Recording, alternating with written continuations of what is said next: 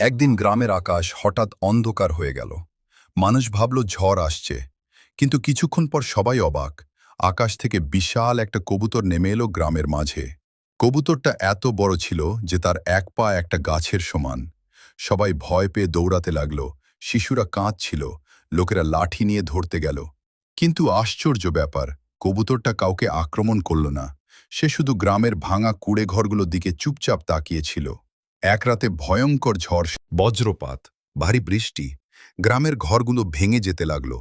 ঠিক তখনই সেই বিশাল কবুতর ডানা মেলে পুরো গ্রামের উপর দাঁড়িয়ে গেল। তার বিশাল ডানা বৃষ্টির হাত থেকে মানুষদের বাঁচালো। সারা রাত সে সবাইকে রক্ষা করল। কিন্তু সকাল হলে মানুষ দেখল কবুতরটা আর নড়ছে না। ঝড়ের আঘাতে সে মারা গেছে। গ্রামের সবাই কান্না শুরু করল। যে পাখিটাকে সবাই দানব ভাবছিল, সেই পাখিটাই নিজের জীবন দিয়ে পুরো গ্রামকে বাঁচিয়ে গেল। কিন্তু তোমরা এখনো কেউ লাইক সাবস্ক্রাইব করনি।